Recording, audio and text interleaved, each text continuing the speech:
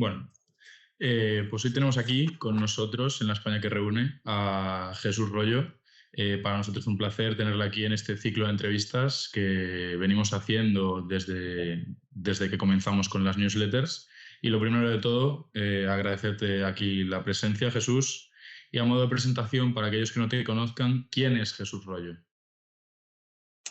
Hola, yo soy un ex profesor, bueno, igual lo de profesor dura para siempre, ¿no? Yo soy un profesor de catalán, soy hijo de inmigrantes, soy de lengua castellana eh, y me puse en esto del catalán cuando la transición, bueno, porque yo mi formación había sido en el seminario y pues de alguna manera lo vivía como una cuestión mía personal, ¿no?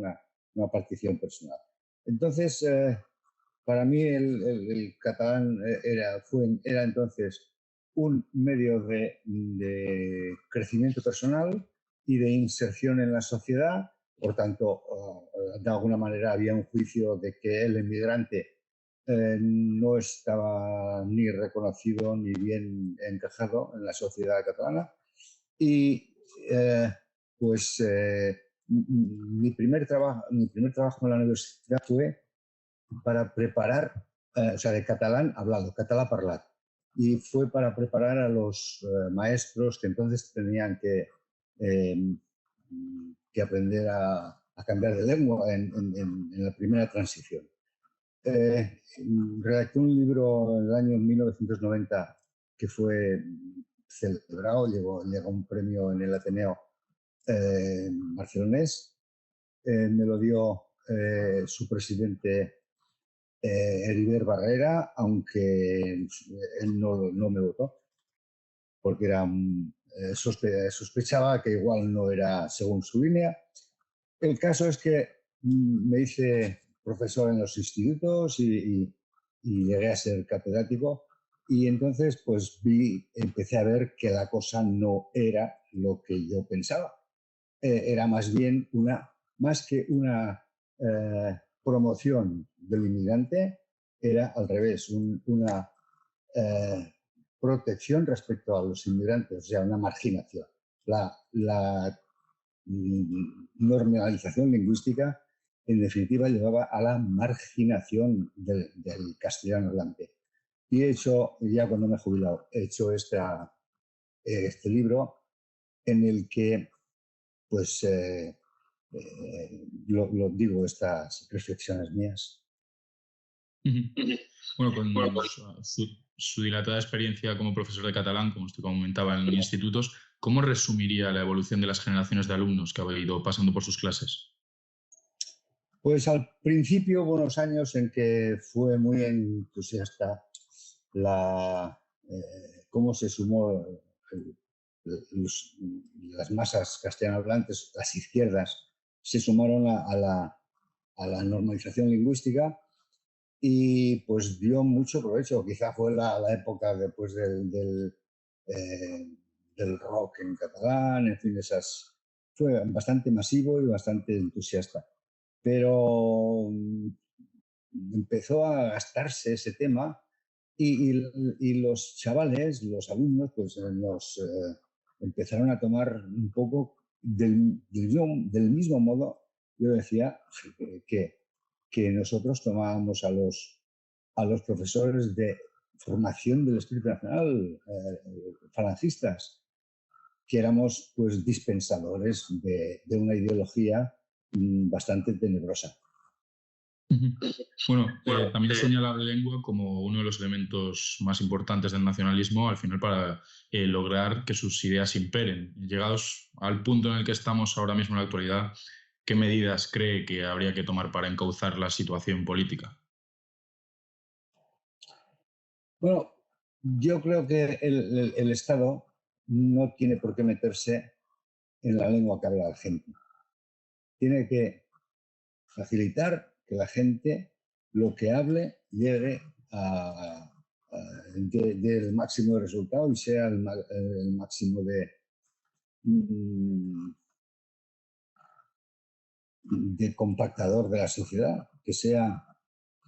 Yo creo que la fórmula tiene que ser liberalizar el uso de la lengua. Liberalizar el uso de la lengua. Liberalizarlo, en Cataluña, pues liberalizarlo totalmente.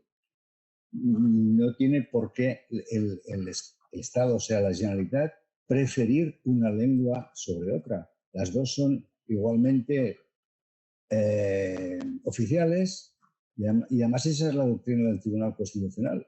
El Estado no es nadie para preferir una lengua sobre otra.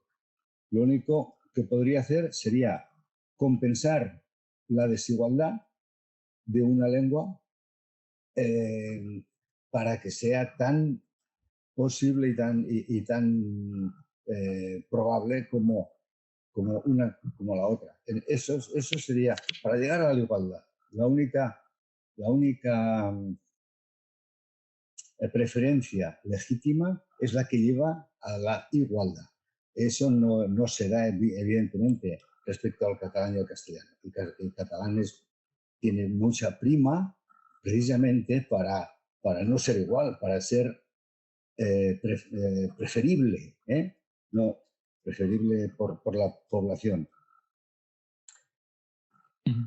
Bueno, la elección de lengua es un privilegio que tiene el ciudadano. No se lo tienen que probabilizar, no se lo tienen que aumentar. No tiene que ser ningún riesgo ir a un mostrador y decir, oye, dame el documento en castellano.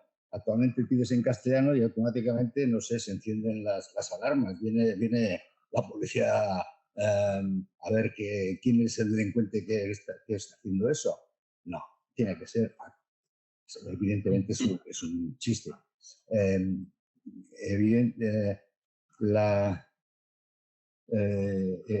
Preferir el castellano no tiene que ser una cosa que pidas especialmente, te lo tiene que ofrecer tu Estado, que para eso es tuyo. Dime. Bueno, en el libro que no hemos mencionado el título, que es Las lenguas catalanas, hace un recorrido de gran interés sobre la historia, alrededor de la historia de las lenguas, vaya. ¿Qué elementos destacaría Jesús en la evolución del catalán en los últimos 2 siglos y por qué el catalán experimenta una recuperación tan notable a partir de finales del XIX? Bueno, el uso, la convivencia entre el catalán y el castellano durante los últimos 5 siglos, desde el 1400, desde el 1500 prácticamente, pues es muy interesante y muy azarosa. Por una parte, cuando se unieron Aragón y Castilla en la dinastía de los Trastámara, pues Fernando el Católico pues era Trastámara, ¿no? Y hablaban en castellano en Aragón sin ningún problema. Porque Aragón, aunque había preeminencia de la lengua catalana como lengua oficial, era preeminencia, pero de hecho no tenía una preeminencia por sí misma. Se hablaba catalán y se escribía en catalán en Cataluña, en Valencia y en las islas, en las Baleares. Solo se hablaba castellano, digamos, en el origen, en el reino originario de Aragón. Incluso, pues, el catalán se usaba en Cerdeña, se usó hasta el 1714, cuando España perdió Cerdeña, Gibraltar y Menorca. Bueno, o sea, el catalán era una lengua de gobierno equivalente al castellano entonces. ¿Cómo se empezó a perder el catalán? Pues se empezó porque las clases dirigentes adoptaron el catalán porque era la lengua de la corte. La corte pasó a ser unificada, pues los nobles se pasaron al castellano y desde entonces, sin parar y de una manera creciente, el pueblo catalán, sin haber ningún cambio en la composición popular de la gente, pues fue creciendo la demanda de castellano. De manera que a finales del siglo XVIII, que es cuando empieza el catalanismo, perdón, el XIX, a finales de 1890, con la gran catástrofe de la pérdida del Imperio Español, que fue una crisis tremenda en toda España, pues en ese momento el catalán vuelve a resurgir como una urgencia. Pero durante todos esos siglos es al revés, la gente prefería y pedía el castellano, era el discriminador. Tener que poseer el castellano o no decía si la gente tenía calidad social o era simplemente un pueblerino sin situación social. La Barcelona del siglo XIX estaba totalmente rotulada en castellano, cuando el 100% de la gente pues, era catalán hablante. Incluso los nombres de las calles que rememoran las glorias catalanas, la Plaza de las Glorias es las glorias catalanas, la Plaza de la Marina es la Marina catalana, todas las regiones del antiguo imperio de la Corona de Aragón pues están en las calles, ¿no? Pues todo eso era de contenido, digamos, catalanista o nacionalista, pero estaba expresado solamente en castellano. El catalán se empezó a privilegiar cuando resultó un elemento de discriminación y ha llegado hasta el siglo XXI como gran elemento de discriminación. De manera que lo insólito es el título de mi libro, que dice que el castellano es una lengua catalana. Eso es inaceptable para el nacionalismo, es inaceptable, porque precisamente la fuerza de discriminación que tiene es establecer una lengua como propia, como definitiva, como preponderante, que es el catalán, y una lengua extranjera que su destino tiene que ser la papelera. Y eso es el esquema general del nacionalismo. Bueno, pues yo mis tesis en el libro es que la lengua, aparte de que sea la más numerosa de los catalanes, o sea, que es la primera lengua catalana, es el castellano. Y por tanto, las dos lenguas son igualmente catalanas. Son catalanas y son igualmente catalanas. No debe producirse respecto a la lengua ninguna discriminación. Bueno, en otros términos ya, usted en su presentación en Madrid, en el Club Siglo XXI, apuntó varias reflexiones interesantes acerca del papel de la izquierda en nuestro país en la inmersión lingüística. ¿Qué cree que ha dejado de defender y debería hacer a lo mejor la izquierda constitucionalista en estos momentos? Bueno, la izquierda, hasta la República, la izquierda fue manifiestamente a favor del castellano porque creía que era el instrumento de hacer al pueblo que era catalán hablante, que era mayoritariamente catalán, pues mediante el castellano era una manera de subirlo a un nivel superior. Bueno, eso fue hasta la guerra propiamente, ¿no? La FAI, el PSOE, la UGT, la CNT, todos esos solían hablar en castellano porque era la lengua que hacía subir de categoría al pueblo. Eso se rompió en el franquismo y al contrario, el franquismo protegió el castellano como lengua imperial la frase de habla la lengua del imperio pues se escribió en muchos pueblos y la gente popularmente pues pasó a tener el castellano como una lengua agresiva e impuesta. Y además, paralelamente, llegó la inmigración, llegamos los inmigrantes y hacíamos competencia a la gente del pueblo. Por tanto, el castellano además era una lengua que te podía expulsar de tu trabajo. Por tanto, pasó a ser pues, un peligro. Y ahí está la clave de la competencia entre catalán y castellano en Cataluña. Las izquierdas no lo captaron así, sino que captaron solamente que el castellano era la lengua del imperio, la lengua de la dictadura. No que era también la lengua de los nuevos catalanes que veníamos a trabajar y que normalmente veníamos pues, a ocupar los sitios más bajos de la sociedad. Entonces, siempre a partir de la victoria del PSC, el PSC ha sido mi partido, en el he militado y me considero de izquierdas y socialista.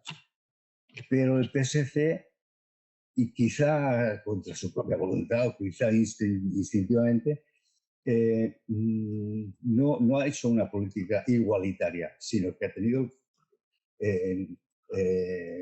la estructura del PSC ha sido las bases castellanohablantes y las cúpulas catalanohablantes. Entonces, el que quería aspirar dentro del partido a la cúpula tenía que catalanizarse. En fin, y ha sido un elemento necesario de la catalanización. Quizá yo diría que ha sido el punto central de la exigencia del privilegio del catalán. Si el PSC hubiera sido igualitario, pues ahora se hubiera ahorrado una crisis que llegó a ser prácticamente, de ser un partido de gobierno mayoritario, pasó a ser el tercer partido del arco parlamentario, y quizá ahora lo veremos reaccionar. Pero, en fin, desconfío, no veo los pasos necesarios para que el PSC se vuelva, considere el catalán, el castellano, como dos lenguas equivalentes, iguales y equipotentes. Quiero decir, que sean dignas de ser tan catalana una como otra. Actualmente, hay documentos inquietantes de los federalistas de Esquerra, que pertenecen a la órbita del PSC, que creo yo que continúan con el mismo, el mismo ramalazo del catalanismo de los años 70 en el PSC. Por eso creo que aún queda mucho trabajo por hacer para llegar a la igualdad. Aún continuamos siendo los otros catalanes, no los catalanes de habla castellana, no, los otros catalanes. ¿Pero qué es eso de los otros? En un capítulo yo digo, para mí, los otros catalanes sois vosotros.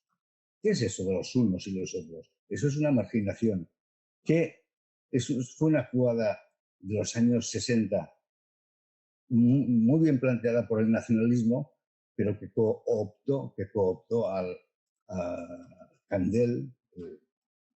Él se decía el charnego, ¿no? El senador charnego firmó muchas. Bueno, no tenía.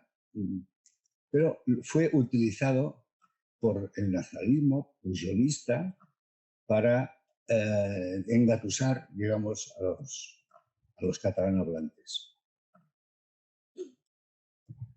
No somos nosotros, somos simplemente catalanes. Las lenguas, el catalán y el castellano es una lengua catalana. Esa es la novedad de mi libro. ¿Y usted cree que a lo mejor desde Madrid, a nivel nacional, ya no solo en clave del PSC, ahora el PSOE como partido en el gobierno, podría hacer algo para retomar un poco la situación? Bueno, tenemos la suerte de que el Tribunal Constitucional pues es coherente, y aunque le cuesta mucho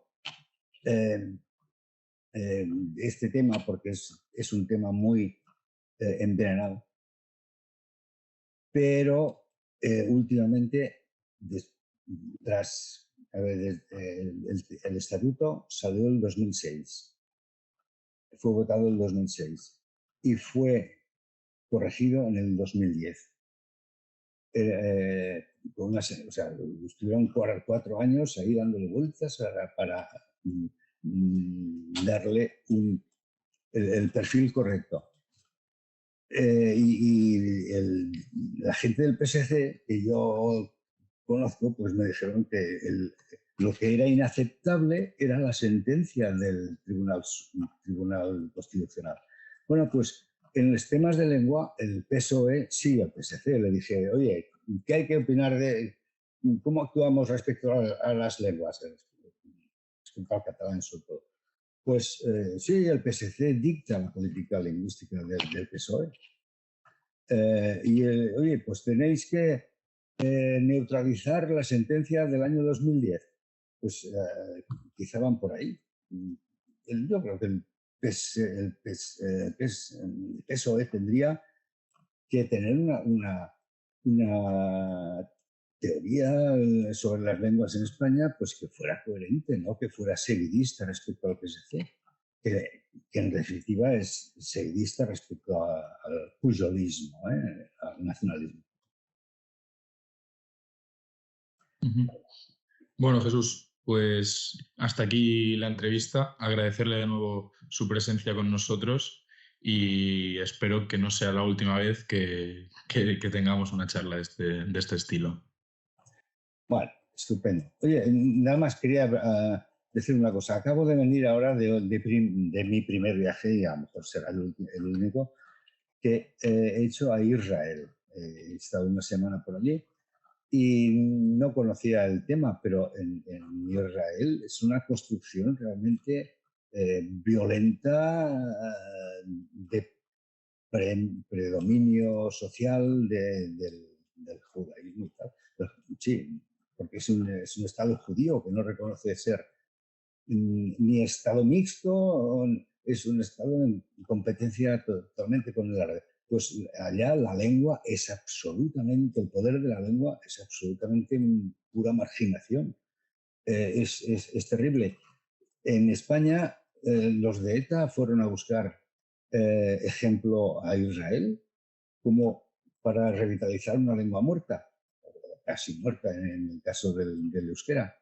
Pero en Cataluña también hubo el modelo, y quizá la inmersión lingüística quizá proviene de ahí, pero claro, proviene del modelo de Israel, el modelo de promoción del hebreo. Pero en Cataluña quizá, en fin, el castellano y el catalán son lenguas hermanas, son lenguas muy parecidas y son lenguas que podrían circular absolutamente con el mismo respeto y la misma categoría. Ya está, eso quería decir.